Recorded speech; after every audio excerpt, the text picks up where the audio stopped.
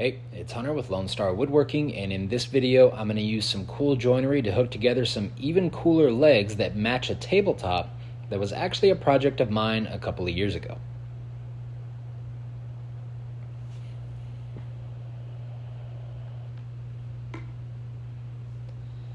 Now that original video is actually here on YouTube, and the thumbnail is just this tabletop. It's one of the final shots of this tabletop when I finished it.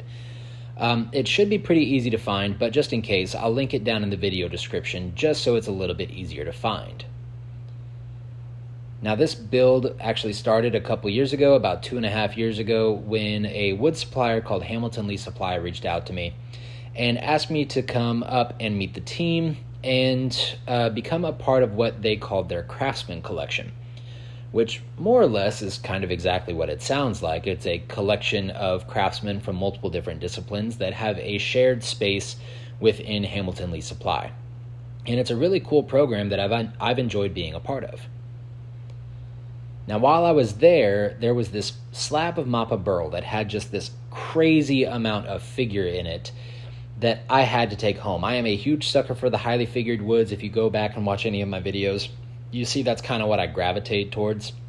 So I did take home that slab, and I made a nice big dining table out of it. It was about 7.5 feet long, and it was a pretty good size. And once I finished it, I took it back up to Hamilton Lee Supply to put in their showroom. They said they would store it there and show it to potential clients and basically take a cut of whatever it sold for. And I thought that was a pretty good deal, so I left it there, and it stayed there for 2 years.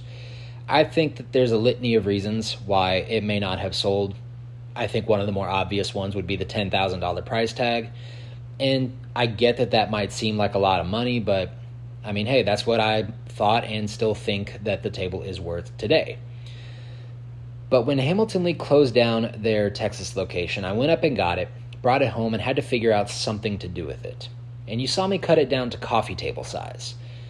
And the reason I cut it down to coffee table size is because I think that a really cool, custom, expensive coffee table is usually easier for clients to digest than trying to spend half the worth of a new car on a dining table. That's just my experience. It's 100% anecdotal, but it's just what I've observed. And that's kind of where I'm at now. I've cut it down to coffee table size. I wanted to try to, use some different joinery methods, and I looked up a couple different leg types on Google, and I even showed you a picture of what I was trying to go for with those two interconnected triangles. And I swear I was working on that before Blacktail Studio came out with his new video where he built legs that look exactly the same. And my grasp on my understanding of geometry had slipped this day. And I don't know if y'all know this, but there's no amount of cuts and no difference in the type of cuts you can make in the angles of a triangle to make it equal 360 degrees. I had forgotten this. A triangle only has 180 degrees within its angles. And by the time I had finally remembered this, it was too late. I'd cut the legs and the stock too short, so it was going to end up being super squatty once I hooked everything together, and it just wouldn't have looked good. So now I'm on to my second option. And I don't know if this design is super common. I know I've seen it before, but it's something I wanted to try anyway. I tried this offset hourglass look and didn't really like the idea of sanding those inside angles. So I went ahead and went with this more traditional or more typical hourglass shape. And this gave me the opportunity to flex some joinery skills, and by that I mean practice. I don't mean I'm any good at them.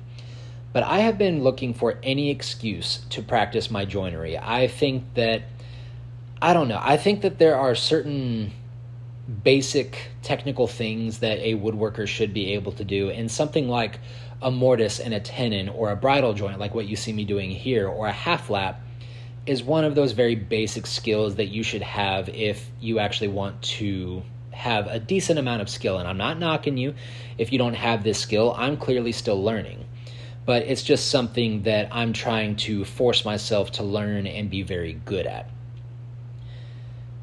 And this joint isn't terribly hard, but you can definitely see my inexperience coming in here. I had a good idea going with the dado stack and cutting off 2/3 of the material on one side and 1/3 of the material on the other.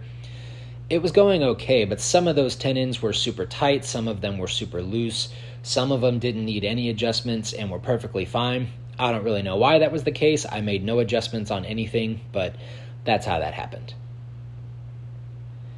Now I'm hooking these together with just regular epoxy because I tried hooking together the interconnected triangles with Thixo, and I gave it 2 days and went out there, and when I took the clamps off, everything just pulled apart like that Thixo had never set up. I don't think that's the fault of the Thixo. I think that might be my fault, or maybe there was a bad batch. I don't know. I've used Thixo plenty, and that's never happened before, so I'm not entirely sure what happened. Now you saw in the previous shot there were some pretty bad gaps, and I did use Thixo on those to fill them with some black dye just to kind of make them blend a little bit better, but I couldn't get that clip to load here, so just understand I did do that and then moved on to the tabletop. Now somewhere in between me taking it from Hamilton Lee Supply showroom down to my home, I put a couple of dents and dings in it, and when I tried to sand them out, I created these little valleys throughout the entire slab. So that made me decide to take it to Crafts Logworks to get flattened to true flat and make sure that I could restart my sanding process and make sure I kept everything nice and consistent. Now we were going to put this on his big flattening machine first, where it's basically kind of like a slab miser. But given that Mappa is already super soft, again, it's a Lombardy poplar species, and it's a burl, meaning that the grain is irregular and doesn't follow a specific direction or pattern. I was really concerned about the tear out that could occur from that machine. So I asked him if we could just run it through the drum sander a bunch, and he said yes. And that is definitely not a tool you use if you're in a rush. But everything worked out really well for it. Now, I didn't know what I was doing the last time I sealed this, or I guess the first time I sealed this. I didn't use a thinning agent, so no mineral spirits or acetone in my epoxy, so only that first about 30-second of the tabletop actually got protection from the epoxy. So this time, I'm doing it right. We sanded through it, unfortunately, so I'm recoating it with that thinning agent and just keeping it going until those dry spots stop forming. You've heard me talk about having to sit here and babysit the slab whenever I do this, and that is what I'm talking about. I have to sit there for quite a long time until those dry spots stop forming, meaning that the slab is fully saturated with epoxy and it will gain its maximum amount of hardness from it. From there, I just waited about 2 or 3 days before coming back and sanding off all the high spots from the epoxy using a pencil grid to track my progress, making sure I'm not putting any more valleys in the top or bottom of the slab. Now, I'm not going to subject you to the numerous CA glue touch-ups I had to do. There were a few rounds of it, but it's just not that fun to watch. And this is a pretty cool design that I thought of. It has this emerald shape. All I did was cut a little 45 off of each corner, and I like this look a lot more. I really, really like this look more than just a plain square. So I think this is something that I'm going to take going forward. I know it's not a significant design feature, but I just think it looks so much nicer. Now, before I move forward anymore with the bottom of the table, I want to get the legs pretty much ready to attach and finish. So I'm sanding off all the Thixo that I used to fill in those gaps. And even though I have a jointer now, I'm going to use a jointing jig. And I wish I would have thought about this before I bought that jointer, because then I probably would have bought a planer instead. But hey, you live and you learn. And this jig is super simple. You just cut a piece of plywood and then you don't move the fence, and that becomes your sled. And then you overhang your workpiece just slightly. I think I'm overhanging it maybe 1/8 of an inch here, so about the width of the saw blade there. And it gives you a perfectly flat reference surface that you then reference along the table saw fence.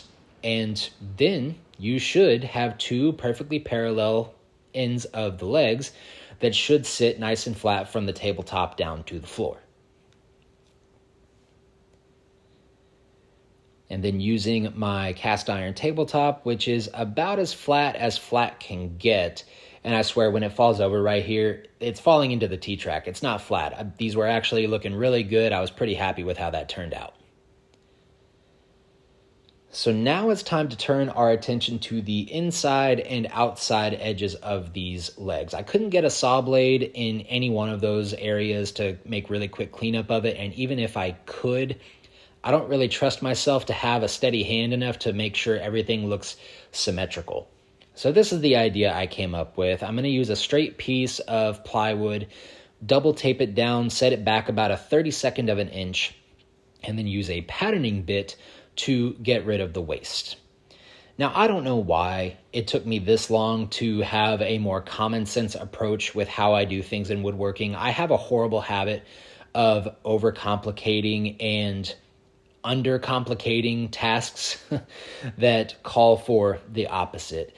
And I don't know why it took me this long. I don't know why it took me selling my entire shop one time to finally realize that this is the smart way to do things, but hey, I guess better late than never. So after I got that first ledge done, I didn't really have a whole lot of confidence in myself to be so accurate as to set it back the exact same amount. So I chucked up a 1/4 inch flush trim bit in my router table, and I'm going to use it to take care of whatever is left. And I finally get to test out my router table dust collection, which is something that this is the first time I've ever had it. And y'all, if you are thinking about making any upgrades to your shop, router table dust collection needs to be at the top of the list. This made the router table so much more fun to use and makes me more likely to come back and use it. I remember in my first shop, I would kind of avoid using the router table because it just made such a huge mess that was so difficult to clean up. And whenever I had to do larger and longer operations on it, it made me dread using the tool. But with this new dust collection, it's so easy. And whatever's left over, you just push into the hole from the workbench and the dust collector takes the rest of it. And by the way, I'll be linking all the tools you've seen me use and probably all the tools you can just see in the background in the video description in case you want to go get any for yourself. But if I miss one, go ahead and let me know. I'll respond to your comment with a link to that tool. Now, you would think this hand sanding would have taken a while, but again, this is a type of poplar and it sands really, really fast. And giving y'all some obligatory shop dog bow shots. I mean, this dog is absolutely awesome to have in the shop. He identifies as part beaver because anytime I have an offcut that's on the ground, he rushes over to get it. Sometimes it's a problem because he'll try to get little leftover sticks of epoxy. But for the most part, he sticks to a diet of kibble and wood offcuts. Now, you saw me use this technique in my last video where I used my miter saw to make these little inlay templates for some mounting plates, and that's all I did here. It's a little 5x5 square, or really 5 1/8 to give myself a little bit of wiggle room. And then I'm using some 5x5 1/2-inch plywood mounting plates, and I'm not super proud of that aspect. I knew they probably weren't going to be the best idea, but it ended up not mattering in the end because at this point I kind of feel comfortable sharing it. These legs don't actually make it much longer after I take the final shots. After I had finished the table, I put the tabletop upside down and on a workbench so that way the legs wouldn't be subjected to any stress that didn't need to be subjected to the legs. So I put the table upside down and I came out a couple of days after I had finished everything and I noticed these little stress fractures all over both of the legs, through the epoxy, through the wood, through the tenons. I have absolutely no clue what could have caused that because, again, I know that my son wasn't messing with it. I know that my wife wasn't going anywhere near it. I know that the dogs weren't messing with it. I know for a fact I wasn't messing with it. So I have absolutely no clue what could have caused that. But as soon as I took the bolts off of the plywood mounting plates, those legs just fell apart into 3 or 4 pieces each. So that sucked, but those legs were just practice for what I was doing, and I would have loved to have made matching legs, but I didn't have any more offcuts that were long enough, unfortunately, to build another set. So unfortunately, I'm going to have to figure something else out. Now I'm putting a 45-degree edge profile or chamfer on the bottom of this, and my wife came out just too late to give me a really good idea. So I cut the 45s on all 4 of the corners, giving it a kind of emerald or precious gem look. And she said that it would look really cool to have that same 45-degree chamfer, but on the top as well. And I told her, I was like, oh, that would have been a super great idea, but I already took this chamfer as far down as it'll go. And if I were to do that on the top to make everything match and look symmetrical, I would only have like a 1/4 inch of that 90-degree surface there, and it would look kind of goofy. And so that kind of sucks that she came out so late to let me know about that, but that's definitely a design aspect I want to take forward on my next build. Now in these super soft woods, you want to give the threaded inserts a little bit more bite, something that gives it more hold, because these threaded inserts aren't going to have the same rigidity inside of a softwood like Mappa burl that they're going to have inside of maple or oak or walnut. So you need to use epoxy or CA glue, something just to give it a little bit more hold on that wood, so that way these bolts don't just pull them right out.